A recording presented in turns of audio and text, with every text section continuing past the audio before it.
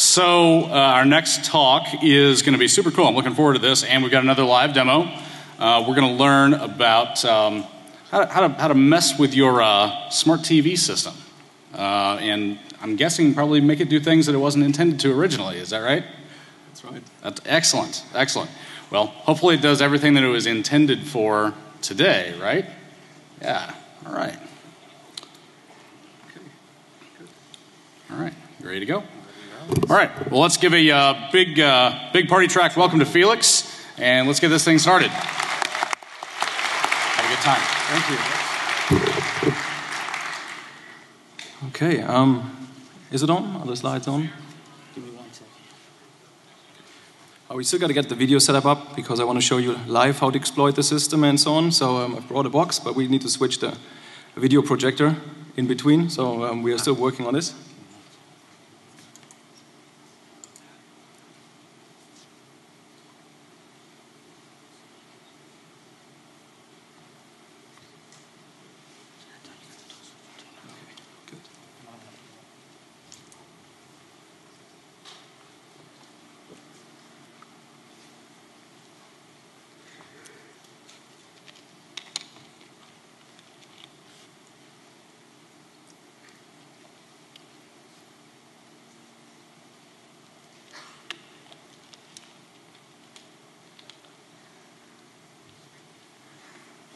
Okay.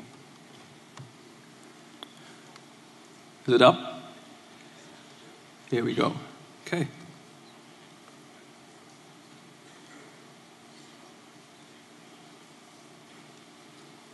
There's no sound, starts very well.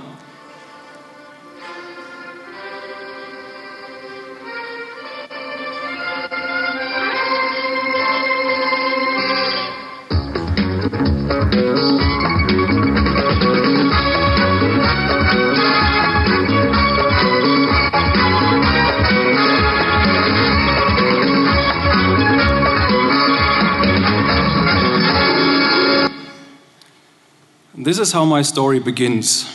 Who actually knows what that is? Sorry? That is Tatort. That's a German TV series. It's a crime series. It's almost as old as Columbo.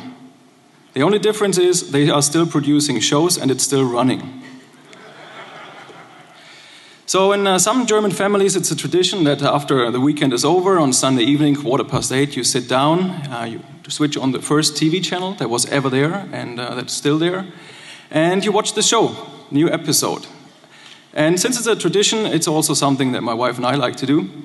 And we moved to a different country a few years back, and unfortunately we were not able to see this show anymore, and that's kind of sad, and that's the beginning of the story.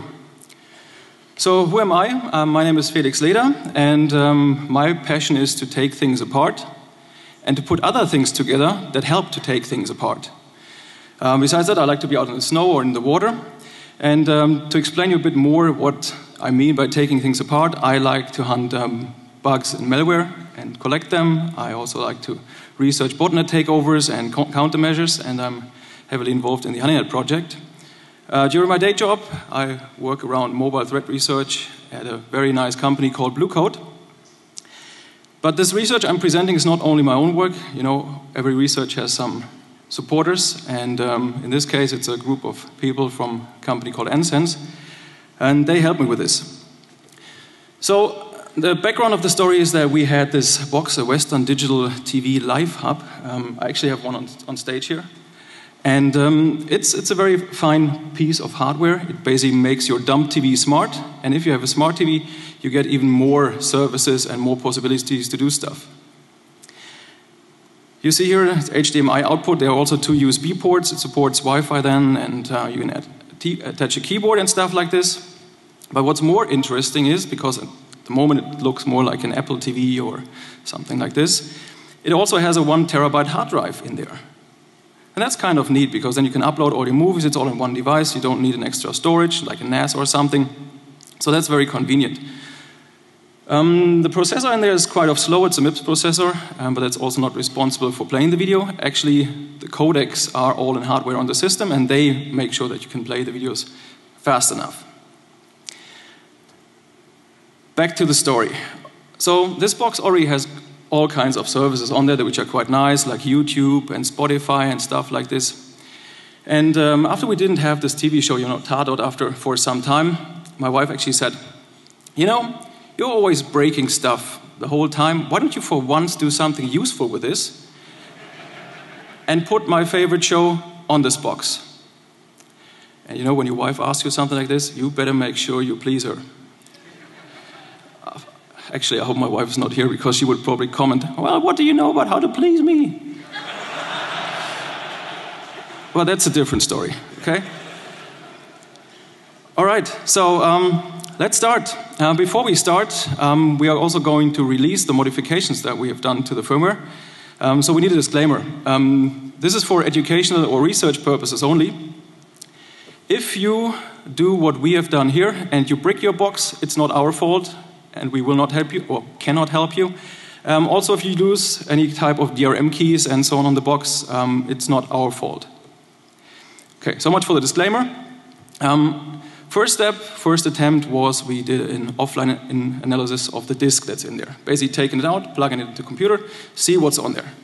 And it started very, very lucky. We found a private partition on there, but after a few minutes we found out there's actually nothing of relevance on that partition. Just some offline storage for Spotify and NinjaTV, and besides that there's only the partition that holds all the data, all the videos that we uploaded. And swap.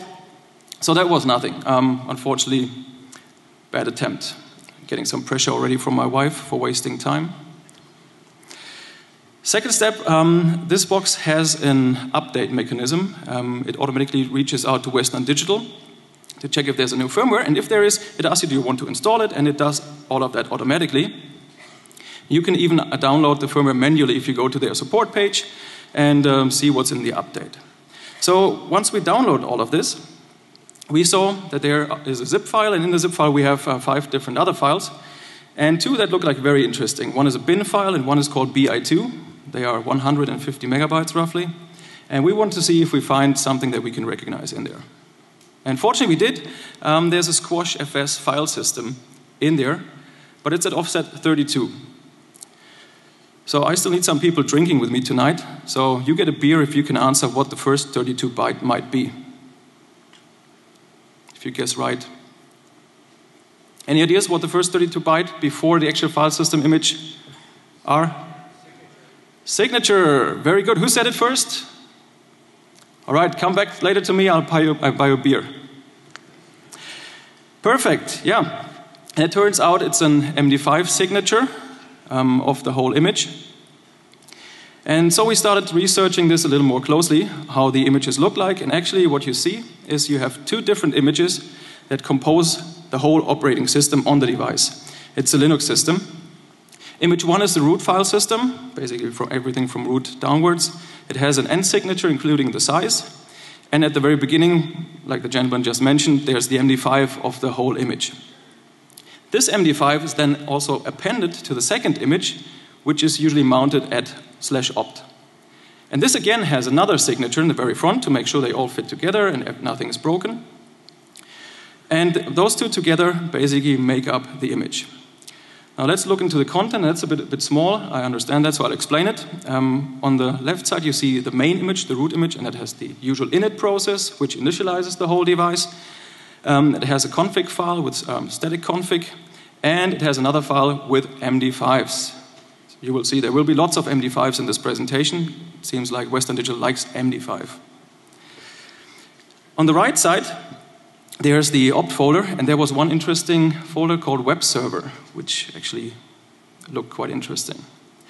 So with this, there was enough information to actually modify the box, but we were a bit hesitant about whether we should just modify the firmware and upload a new one, for the reason that we were not sure if they didn't have more MD5 checks there, and it looked like they had a lot. So we were a bit hesitant to modify the firmware and maybe just brick that single device that we had. The other option was, let's go hunt for some vulnerabilities. Might take more time, but it's also more fun, right? Okay, so vulnerability finding. First thing was to look at the web server. This thing has a web server. Let me also quickly switch to, where do we have? Firefox. Here we have Firefox. And this is live on the box now. So you see, that's the access. When you log in, and the password is admin, by the way. When you log in, you get a remote control, but you can also change the password and so on. So that looked kind of promising. And fortunately, the PHP that is used to change all the configuration is not encoded, encrypted, or anything. It's just there in plain. So that's always a good start, you know, starting from the web server. SQL injection. That was the first attempt. And as you can see, there's a very nice SQL statement at the bottom, which is composed of parameters right from the GET request, like entry ID, language ID. Perfect, and that's using SQLite. So here's the statement that would actually create an SQLite database that's at the same time SQLite and a valid PHP file. Does anybody here have experience with the PDO database driver? Somebody over here? What's the problem?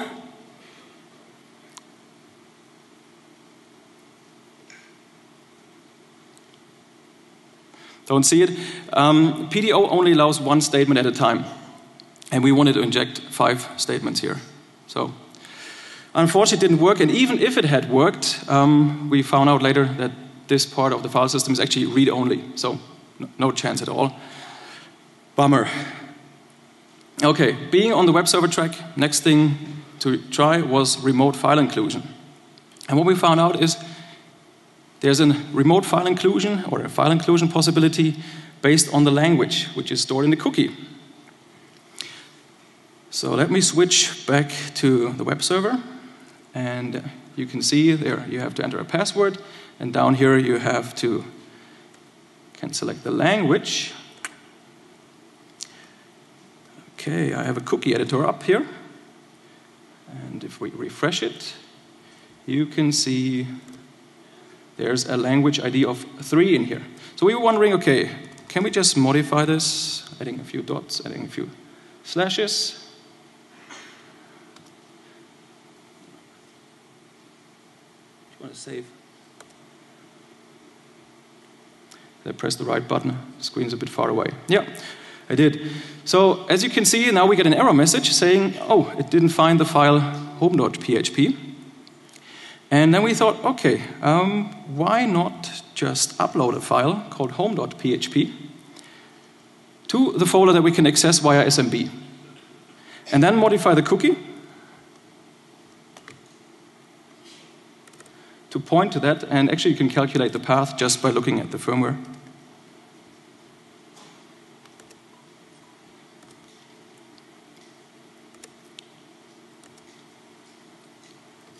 Okay. I pressed the wrong button.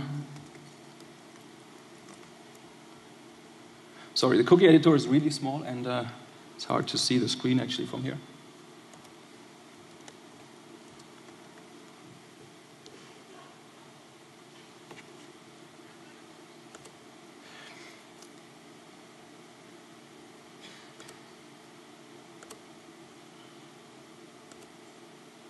Okay, wow, nice. Now we got a PHP shell.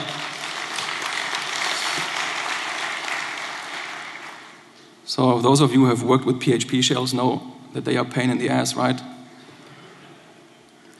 So the first thing you want to do is try to figure out if there's telnet on there, and actually telnet was on there. So we want to activate it, get onto the box, and I have to admit, my background is usually not too much the embedded devices, but more like the PC world.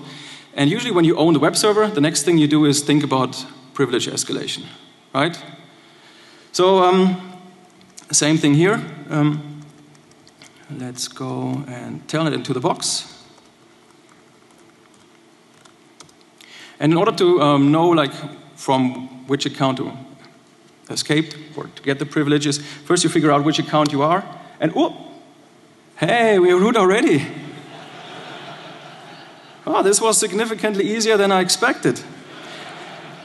But you can also see my stupidity on the screen, because actually the PHP shell already tells you that you're root.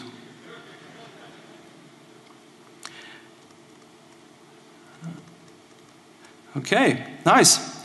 So this was just the beginning, because we were able to get root. But a lesson that I had to learn during the experience is don't start with SQL injection, don't start with a remote file inclusion, don't start with privilege escalation, stuff like this. Look for the really low-hanging fruits. So investigating the image a little bit further, I found that actually the guys from Western Digital had put up a symlink from the web server's root directory right to the disk. So it was not even necessary to upload or to try to exploit the system. And I'm not quite sure if they have just forgotten it or whether they wanted to make it simple for people. Because if I just say user home.php, and that's pre-authentication, no authentication at this point, I also get the shell, just in a different directory. Ah, that's nice. So, but I thought, if it's that easy, we probably find even more stuff. So, if you have seen the first talk this morning, hacking 22 things in 45 minutes, that was a fantastic talk. The guys have taken apart the Google TV in the past, and they went for UART. So we tried the same. We also had a look on the board and tried to figure out where are pins or where are soldering points where we may add some pins. And we found that there are 2 pins that actually are candidates. You see them both in the picture here. And a little bit of measuring around and stuff like this, we found out that the one in the front that's closer to the chassis, that's actually a standard UART. There's RX, there's TX, 2 ground, and a 3.3 volt pin. And here's the warning. If you want to try this at home, it's 3.3 volts and your PC is 5 volts. You can burn either your PC, you can burn the box, or you can burn the, for example, USB to UART converter. I've burned 3. That was my lesson learned of not buying cheap stuff from Taiwan. So what do you get after you attach a serial console? So when you boot up, you get all kinds of information about the system. Where are the images stored? What else is, where are configurations? What is currently loaded? Which drivers are loaded? And actually when you have the system up and running and see the screen of the system and you push a button on the remote control or something, it tells you exactly which button you pressed and which actions are taken in order to get there. So this is perfect debugging. Perfect. When it was finished, you see something like this. I told you they like MD5s, so you see an MD5. And you see login. What's the password? That's a chance for winning another beer tonight. Admin. It's not that easy. It's not as easy as hacker, as admin, as OEM root or something. These guys like MD5s.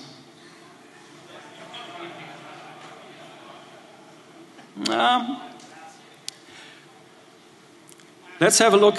Sorry? MD5 average admin. Yeah, it's close, but it's not quite. It's a little more sophisticated. Actually, I talked to another guy a few minutes earlier, and he said, actually, at least they did one thing right, but let's have a closer look. So, the shadow file actually exists in TMP shadow, and ETC shadow is just a link to that. And we found the hash in there. And started John the Ripper, obviously, because we wanted to find out what it is. But that didn't get us very far quickly, so we started investigating it a little closer. And I told you, the serial line is very helpful for debugging. There was actually one line saying password for root changed. And as you can see from the screenshot, there are also like other information about like which modules are started before and which modules are loaded after. Lots of stuff like this. So this was really helpful to triage which module or which program was actually responsible for this.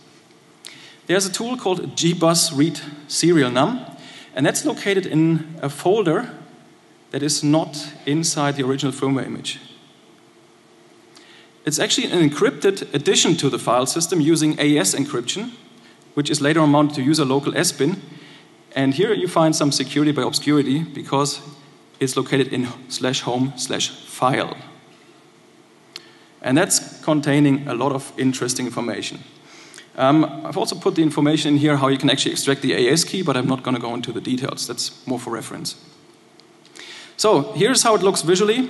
We have in the home folder a file called file. We have the AS key in ROM. And afterwards, stuff is extracted to a folder or mounted into a folder, user local S bin. And we have this program. And there's also another program in there, which is 13 megabytes in size, called DMA OSD. Since this is an encrypted folder, we already thought this is probably very interesting. Let's have a closer look. But let's get back to what is the password. So once we had the program, we were actually able to reverse engineer the gbus read serial num, and we found out it's doing a system call. So system function call, not a system call. Where the serial number is used, the MD5 of that is actually produced, and that's the password. How do you get the serial number? Have a look at the box. Yeah, there's actually an easier way. Have a look at the login screen, because the serial number is the MD5 right in front of login. I didn't bring a serial cable, or I actually brought a serial cable, but since I blue screened my Windows a few times with a serial cable, I don't want to try it out here. We can try it out with Linux later, because that works much better. But I still want to demo to you guys how this actually looks like. Okay, login. Here's the password. Here's the password prompt. We want to log in as root. We need to copy and paste the serial. Oh, no, missed the one. Well, yeah. So I'm going to type it here. So you don't see that screen. That's just calculating the MD5 sum. And then move that over here. Paste. Hey, I have another root shell.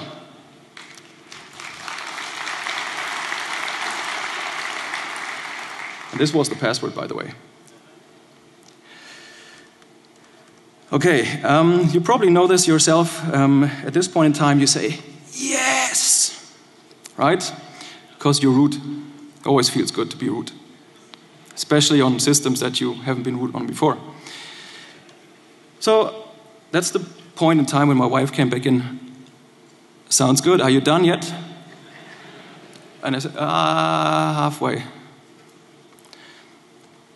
Okay, because the next step was actually to find out where are the apps located. And if you look around on the root file system or in the file system in general, you will find a lot of logos for the services and a lot of hints.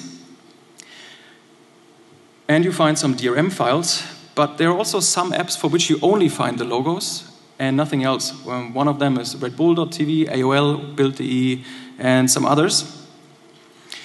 So we were really wondering, where are the apps, especially for those? And then we had a closer look at this process. DMA OSD, the on-screen display. This is the last process that started as part of the init process. If this process dies, the whole box automatically reboots. There's a watchdog around it. It's located in the encrypted partition that we were talking about with AES before.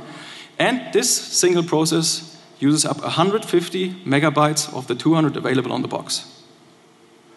So it seems like this is an important piece. And looking more closely into this process, we actually found some hard-coded URLs in there. Like, for example, hdaol.com/westerndigital.htm. And some others. Okay, and when you go to these web pages, and now I have to check the resolution of the projector here. Let's go to AOL. It's hard to see on AOL. Let's try this Russian framework, this Russian site. So this is a Russian video site, and basically you can buy or stream videos from there. And what you see is there's a white bar at the very bottom. That's not part of the design. So if you go to these web pages with your browser, you see that they are exactly 1280 times 1024 pixels in size, and that's exactly what the box is displaying on your TV. So these pages are made specifically so that a browser on this machine, this box, can access them, and you see what you're supposed to see. Okay, so that gives us some pointers. Some more information about this DMA OSD executable and where the browser is. So it's 30 megabytes, and that's huge, especially for embedded devices. It's actually quite big already for x86, but on a small embedded device like this, it's huge. And the reason for this, everything is linked in statically. There's a Qt-based web browser in there. There are libraries for HDMI, for accessing the hardware codecs. There is logic in there to automate USB sticks, check for firmware, automatically sync with a hard drive, stuff like this. It controls the network shares. There's an update daemon in there. Obviously the renderer for the on-screen menus. And it, on start, loads all pictures that it finds in some specific folders on the disk, all into memory. So this is actually the piece where you want to dig deeper in case you want to really modify the on-screen display and add, for example, new TV stations. So the next step that we did in order to understand more of the logic in there was to create a GDB server, put it on the box, so that we can attach a debugger on the box where it is running, and then control this from another machine. The information on this slide is just for your reference in case you want to try it out too. This is the compilation chains. The nice thing is, if you're already reverse engineering the whole thing and are running IDA Pro has a GDB stub already built in, and they support MIPS. So you can actually use IDA Pro right away to debug this process. Unfortunately, it breaks sometimes. So don't fully rely on it. This has actually cost a few evenings. Okay, actually at this point my wife came back and looked over my shoulder and said, "You are again looking at assembly. What's the status?" "The program is starting soon. I want to see it." I said, I'm making progress, but yeah, let's see. So now we know there's a web server on the box, right? And there's one nice thing. The broadcaster, das Erste, they have a live stream. They have a live stream on the internet. And let's see. I need to check out it. Obviously, there's no Tardot running at the moment. Let's see if we can actually get a live stream there, because they block some content to other sites. No, unfortunately not at the moment. I was hoping that they're streaming at least the news. They are not. But we'll still show you how this stuff works. So this time I was dedicated to go for the low-hanging fruits, you know?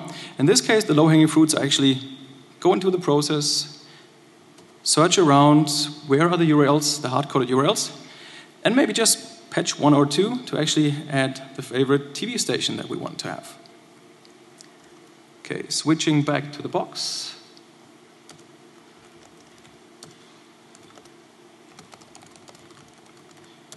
So,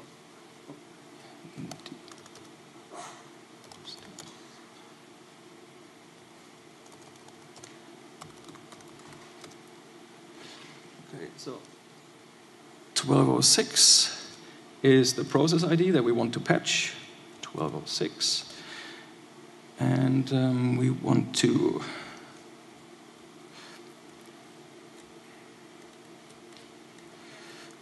let's take, for example, the Red Bull entry, Red Bull TV entry. And we redirect it to Google in Germany.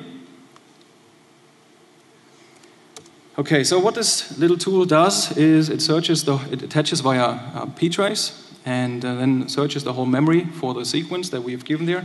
So in this case, connected.redbull.tv/Western Digital.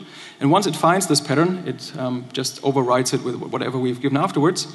Actually, we found out that the address never changed, so there's no address randomization or stuff like this. But in order to keep the tool flexible for also future versions, we've kept it this way.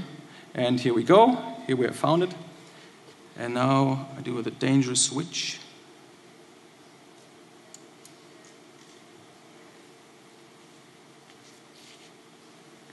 Okay, so now you see the box in action.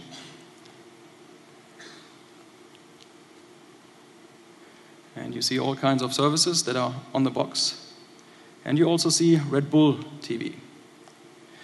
So now in the background, it basically prepares everything for the Qt browser to start up. And then once the browser is started up and is running, the box reaches out to google.de, fetches the web page. Unfortunately, defcon.org has been a few times down this morning, at least on the defcon connection, so not able to do that. Okay, perfect. So now we are able to redirect it to whatever web page we want to. This was the point where I did the biggest mistake in the overall process. So because I knew there was a page where there was a live stream and I was able to patch the browser, I told my wife, I have it, I'll be done in 5 minutes. Have you ever told your wife you're done in 5 minutes? And then you know Murphy's Law, it usually takes 5 hours or more. Same here. So, quickly changing to the new URL, I got something which looked like this. The point was that this codecs that they returned to the browser of the box did not match any of the hardware codecs that were actually on the box. Oh man. So, quite there yet, but not quite. So, fortunately, the serial console actually was providing some more information. Once the browser starts, it tells you which codecs it actually loads and supports. And then it was only a matter of finding out, are there other streams that we can actually leverage, that we can use from this broadcaster. And after looking around and matching and trying out a lot of things, finally we were able to create a small web page that selected a specific codec and also made it work. So let's try this. So we want to go from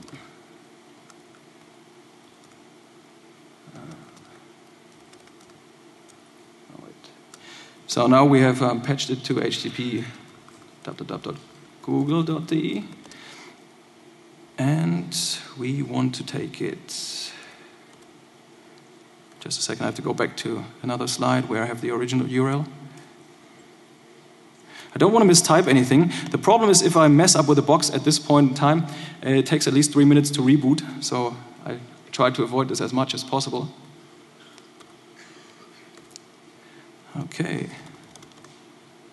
So the process ID was 1206. Okay, looks good. So again, attach pretrace, search the memory, and this time we want to remove google.de and overwrite it with a page that we have put on the local drive. And now you can see actually the URL again, /user, which automatically gets you from the root of the web server down to the page that you can upload. Okay, that takes a few seconds. Here we go. Let's switch back, and unfortunately we have to restart Red Bull, not the whole box fortunately. So the page is up a little bit quicker now. Now it's trying to get the stream, and at least we should get the stream that's saying you're not supposed to see this program. Takes some time, needs to buffer, and actually they are really streaming the message, you're not supposed to see this.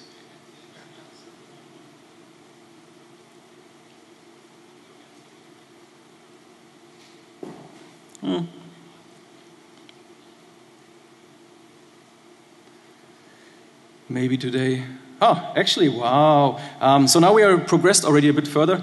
That's the weather. Perfect. Ah, nice.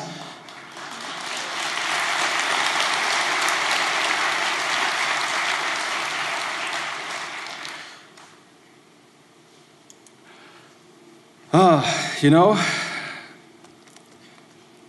finally we were able to watch Tart out. You know, it feels so good if you can finally please your wife, especially after you've put so much effort into it. So I've told you that actually this show is quite old, it's from the 70s, right? They change actors, fortunately. So this is actually one of the famous German actors. He has also played in some American movies. Does somebody recognize him? Who is it? Till Schweiger is his name. And he has played, for example, the Nazi killer in Inglourious Bastards. Maybe you remember that one, Quentin Tarantino movie. And he's now also on the show again, after having played with Quentin Tarantino. Nice. Feels good. Unfortunately, and the talk this morning was quite good about it, you want to own the software. You want to own the software in the system and not just the hardware. The stuff that I've shown you is not really owning the software because nothing of what has been done so far is persistent. Everything was just done in memory or on a running system. And it actually is not that easy, it turns out. Even though you root, you cannot modify the file system, for example. The reason for that is everything is stored in read-only memory. And when the system is booted, everything that needs to be changed, like, for example, the shadow file, hosts file, you name it, everything gets copied to /tmp and is used from there, and you only see symlinks to there. The reason for that is quite simple. If you just pull out the power or have a power outage or whatever, you can never break the box because you will always get a clean copy from ROM, and everything that's volatile is basically gone. The configuration is also stored in a specific region in the ROM or in the flash memory. You just got to make sure that you don't have a power outage during reflashing or changing configuration settings. But for us, this was a bit tricky because we really wanted to be persistent. And most of the stuff that you see, like in red, I've marked everything that's not changeable, like /opt, root, user local sbin, the encrypted file storage. The only thing that's really persistent and lives long is the hard drive. And we wanted to be persistent. So, some more requirements. We wanted to actually try to keep this clean reset scheme that you at any point in time can unplug the system and it still works. It should be persistent and it should be writable. So it would be possible, and based on the information that we had, to actually flash the drive every time we want to have a change. Or to somehow use the hard drive. If you flash a device often enough, especially when you experiment with the firmware, I promise you at one point you will brick it. And I only had one device, and my wife didn't want to get didn't want to lose this feature. So I had to make sure this device stays up and running. So another requirement, or another thing that we were a bit scared to do, is we didn't want to patch the main image. We only want to patch the second image because the main image was full of MD5 sums and integrity checks. Investigating the boot process, we actually found something that was very interesting. There's the init process, which starts run all, which runs a tool called dmaosd.sh, which is later on starting the main executable. But this script is looking for another script called optqt bin runqt in the opt partition. And this script wasn't there. So it's looking if this file is present. If it's there, it's executing it. If not, it doesn't do anything. So that's perfect. They have taken out a file and have left the executable in the boot process for us to just place it there. Very kind of them. There's only a little challenge with this. The challenge is this script is run first, and only after it returns, the main process, the main executable is started. And the main executable, dmaosd, is actually responsible for mounting the hard drive. So we cannot modify anything to load additional stuff from the hard drive until this final process is started. So that's not an overly tough challenge, I admit that. So what we did is basically returning from runqt and start a background process, which is monitoring for the hard drive to come up, but just in the background. So is the hard drive up yet? No? Okay, let's wait 5 seconds. There yet? No? Just wait 5 seconds. At one point, the hard drive is there, and then we can basically continue to load stuff from there and execute it. So this way we have created a second stage Linux start, and if you look at SMB, you see it here. There we have an init script. You just upload it to the root folder via SMB, and you have your own new boot process. Second stage, obviously. On the device itself, it's in a different path, but that's okay. So now you can start to modify via SMB the firmware as much as you like, and any change, anything you do can be reverted. Actually, there are some limitations to that. You can only do stuff outside the rootfs, or you have to remount it. And all of the processes are already running, So you cannot really modify them except of patching them with ptrace or something like we did. So the nice thing about this firmware extension is you can undo everything via SMB. You just go there via SMB, change the files back to what they were before, and if you completely mess up the systems, you just remove all of the files and you're good to go again like the firmware was originally. If you even mess up SMB, you still have the option to take the hard drive out, put it in a normal PC, and undo all the changes. So, very convenient way to experiment without any risk of breaking the box.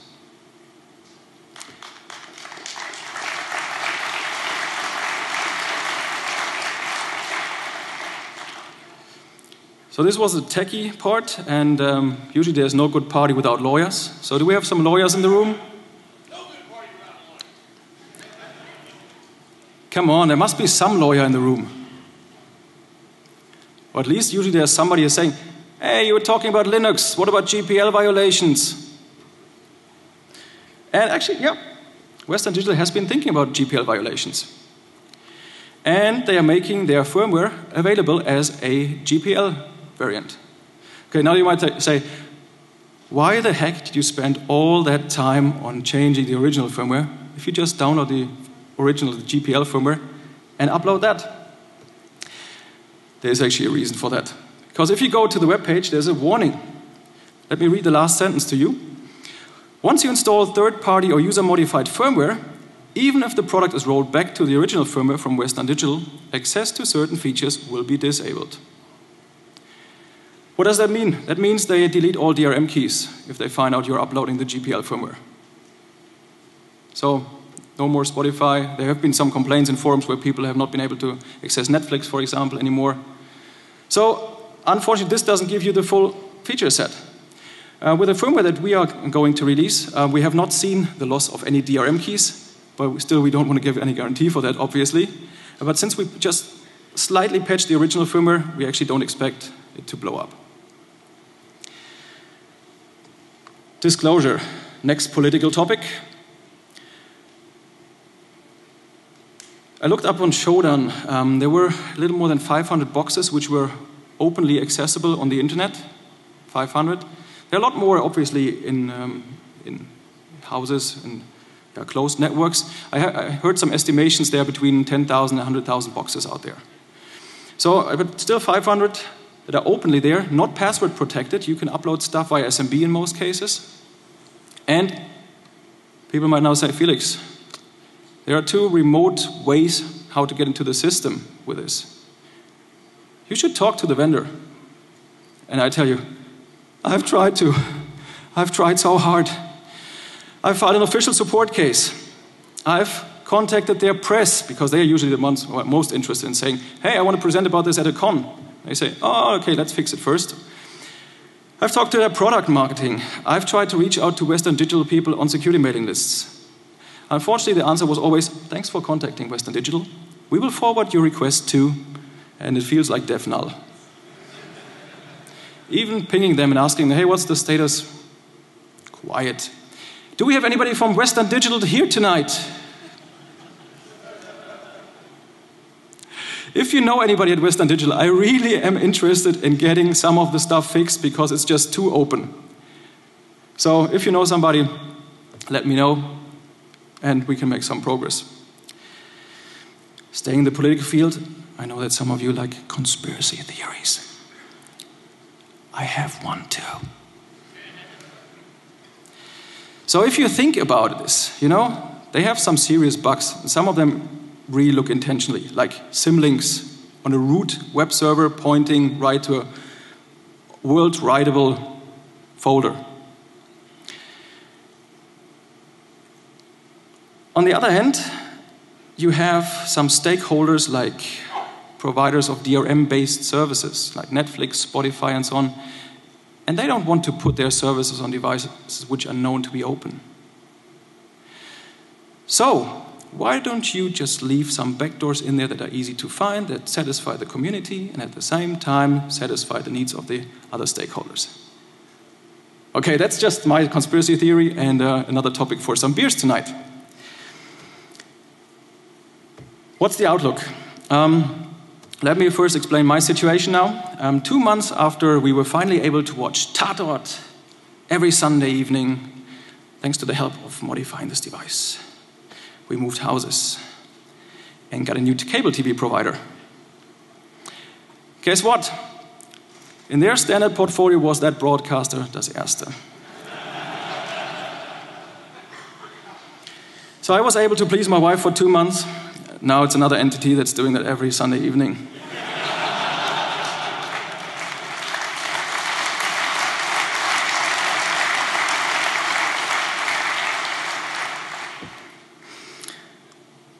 Maybe life is better for you. First, again, the disclaimer: in case you lose your DRM keys or break your box, it's not our problem. This firmware is just for educational purposes. But if you are now interested in actually getting it, and it will also be on the last slide, and obviously we'll give the slides out. It's on www.dtv.uphero.com. You can download there. You can also download our version of the second stage init script, in case you don't want to create your own, and you can modify it from there. And now you can go and, based on the techniques that are presented here, patch the system to add your own TV channels. Or if you want, for example, to have torrent on the box because it's low power consumption and you want to watch the videos on there anyways, you can add torrents, a bit-torrent on there. Or if you have problems not seeing other countries' streams because you're IP limited, geo-IP limited, you might even add VPN services to it. And if you're really crazy, you can also find a MIPS version of Bitcoin mining and try to hammer the box with some Bitcoin mining. But you won't get rich with this. Just a hint, you can use Debian squeeze packages for MIPSL and simply upload the executables and libraries to the box, and most of them work right away. We have not been the first ones to actually research this. There's an awesome guy called B-Red, and he has done fantastic work on the previous boxes from Western Digital. Most of them were without storage, but you should definitely go and check out his pages to get some more inspiration. So that leaves us with 3 minutes left for questions, and here's also the URL again in case you want to try out and play a bit with the firmware.